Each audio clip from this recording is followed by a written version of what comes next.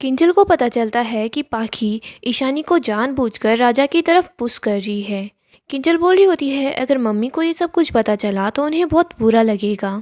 Hello दोस्तों, daily Anupama serial के लिए हमारे चैनल को सब्सक्राइब करें। आज के एपिसोड की स्टार्टिंग में हम अनुपमा को देखते हैं।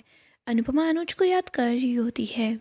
अनुपमा के पास रेड रोज होता है। अनुपमा अनुज की पिक्चर देख रही होती है और बोल रही होती है happy Valentine day Kapadia ji, I love you more more more every day. Anupama बोल रही होती है कपाड़िया जी, आपने प्रॉमिस किया था कि I want to grow old with you, लेकिन आपने तो अपना वादा तोड़ दिया। आप मुझसे दूर चले गए हैं। आप जब भी मुझे मिलेंगे ना तो मैं आपसे बहुत ज़्यादा नाराज़ होंगी।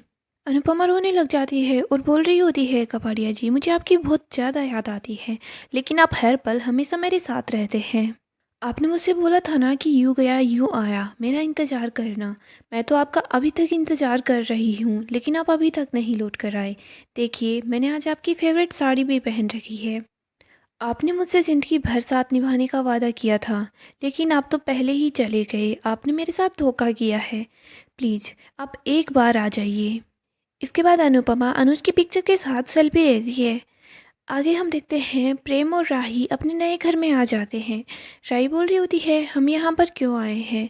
प्रेम बोल रहा होता है हम इसलिए यहाँ पर आए हैं कि ताकि हमें यहाँ आने की आदत हो जाए। हम जल्दी ही यहाँ पर शिफ्ट भी तो होने वाले हैं।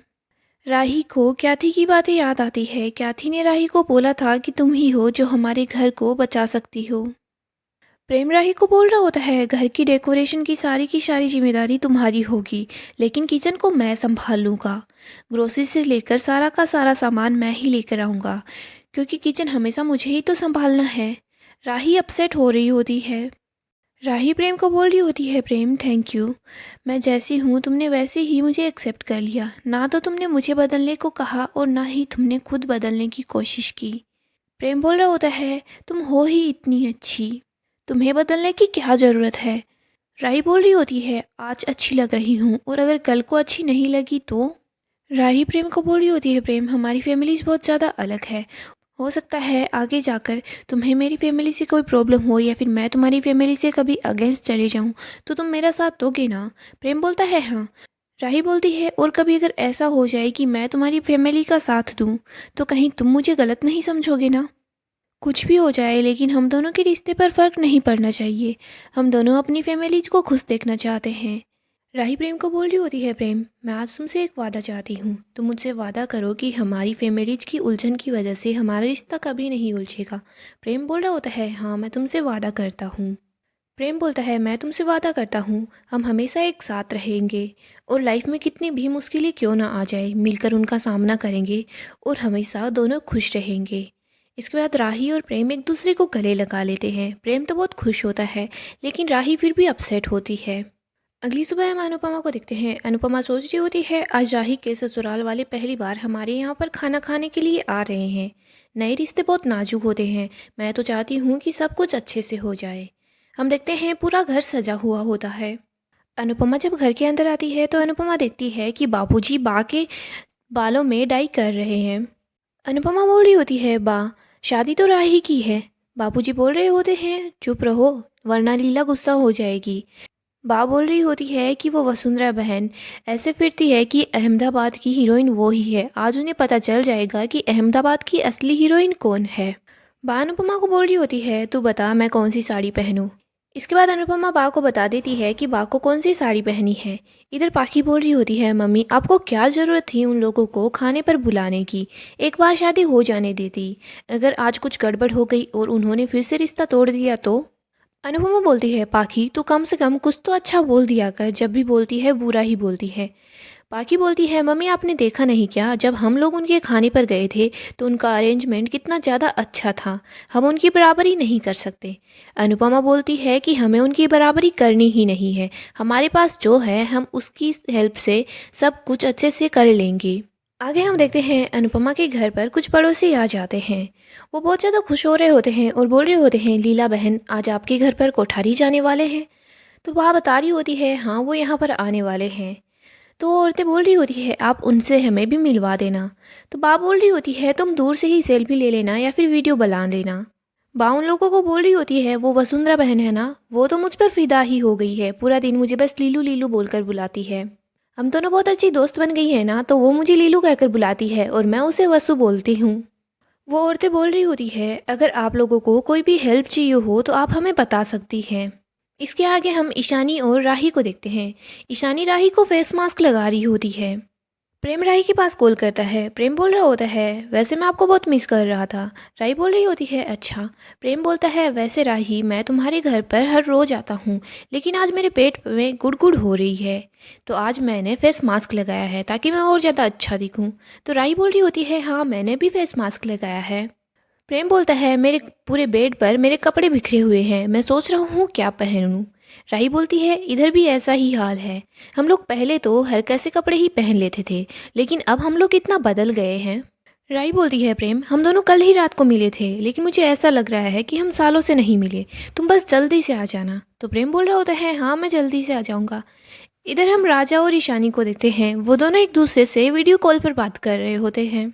राजा ईशानी को बोल रहा होता है, तुम मुझे आई लव यू बोलो ना, मैं तुम्हारा राजा हूँ और तुम मेरी रानी हो जाओगी, है ना। इसके बाद राजा बोल रहा होता है, आज तुम मेरे लिए एक स्पेशल ड्रेस पहनना, वो वाइट वाली ड्रेस।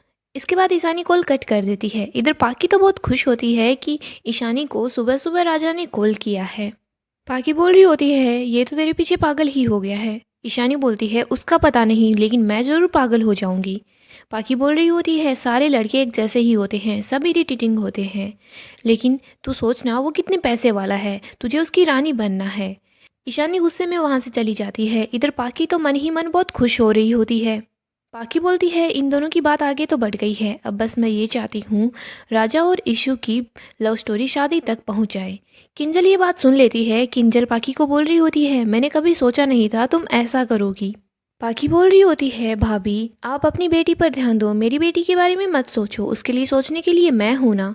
आप अपनी बेटी के वेट पर ध्यान दो। और वैसे भी कोठारी परिवार की बहू बनना इतना आसान नहीं है।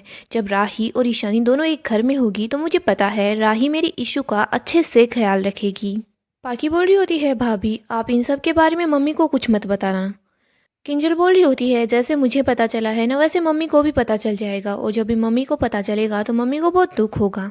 पाकी बोलती है, आप मम्मी के बारे में मत सोचिए, आपको अगर किसी के बारे में सोचना है तो आप अपनी बेटी के बारे में ही सोचिए। इधर किंजल को ये बातें सुनकर बहुत ज़्यादा दुख होता है। आगे हम पराग को देखते हैं। पराग बोल रहा होता है, बा मेरा वहाँ पर जाना ज़रूरी है क्या। तो मोटी बा बोल रही होती है, आज हम उनके यहाँ पर खाना खाएंगे तभी तो हमें पता चलेगा ना कि वो लोग खाना बनाने के लायक है या नहीं। मैंने सब लोगों से सुना है कि अनुपमा जोशी सच में बहुत अच्छा खाना बनाती है। हम देखते हैं पराग और उसकी फैमिली मोहल्ले की तरफ आ जाते हैं। मोहल्ले के सब लोग मिलकर उन लोगों पर फूल बरसाते हैं। ये मोटी बा को बहुत अच्छा लगता है।